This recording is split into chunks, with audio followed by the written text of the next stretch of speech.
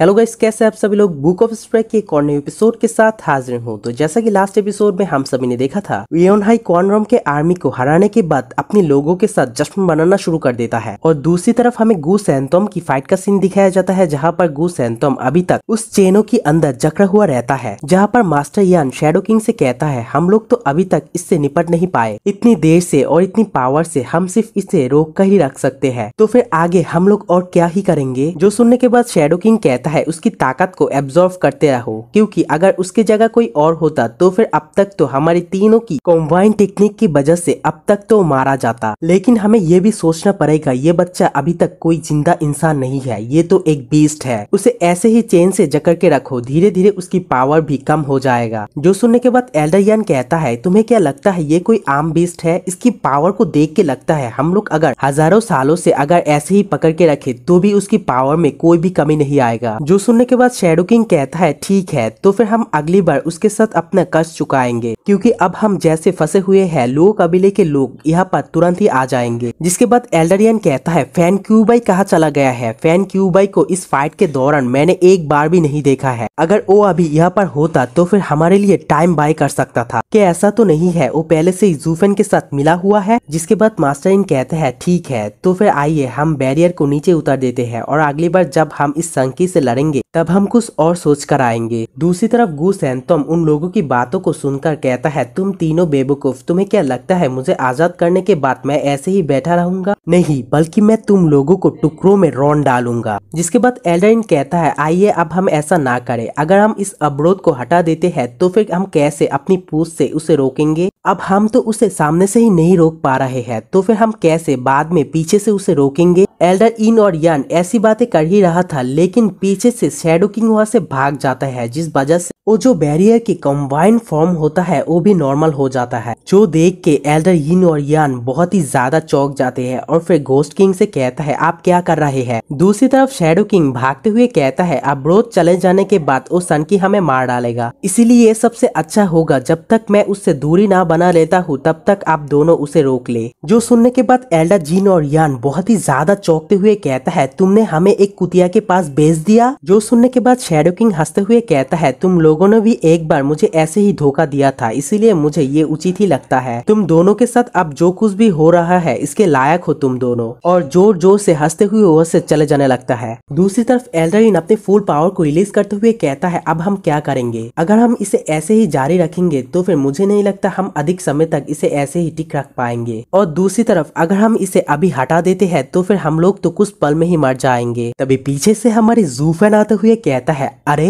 ये तो तुम दोनों हो, क्या तुम प्राइम मिनिस्टर के साइड में नहीं थे, तो अब सम्राट के आदमी है ना। दूसरी तरफ एल्डर इन और यान अपने पीछे जूफेन को देखकर वहां से भागते हुए कहता है ये तो जूफेन है, बटला जूफेन क्या तुम मरे नहीं। जो सुनकर जूफेन मुस्कुराते हुए कहता है नहीं, बल्कि ये वो तीनों है जो कि मर गया है। जो सुनकर एल्डर यान सोच में पड़ जाते हैं वो लोग तो इथरियल स्टेज के एक्सपर्ट थे, आखिरकार उसने ऐसा कैसे किया। दूसरी तरफ गू सैंतोम अपने अवरोध को तोड़ते हुए कहता है पिताजी आप बिल्कुल सही समय पर आए हैं, इन कमीनों को मार डालो, उन लोगों ने मुझे जंजीरों से बहुत ज्यादा चोट पहुंचाया है। जो सुनने के बाद जूफेन कहता है तुम दोनों बुरे खूसत, क्या तुम्हें इतना भी नहीं पता जब मैं घर में नहीं रहता तब तुम कैसे मेरे बेटे को धमका रहे हो। और दूसरी तरफ जूफेन की ऐसी लुक को देख के एल्डर यीन और यान बहुत ही ज्यादा डर जाती है। दूसरी ओर गू सैंतोम कहता है तुम दोनों बेवकूफ, तुम्हारी हिम्मत कैसे हुई अपनी दादाजी को बांधने की, अब मैं तुम दोनों को टुकड़े टुकड़े कर दूंगा। तभी जूफेन कहता है रुक जाओ इवा-सान जी, जो लोग तुम्हें इतनी देर से जंजीरों में बांध कर रखा है तुम क्या ऐसे ही उन लोगों को मार डालोगे। ऐसा करो तुम उन दोनों को ब्लड वर्म को खिला दो, उसके बाद अपने पिता को इसे संभालने दो, तब उन दोनों को पता चलेगा असली दर्द क्या होता है।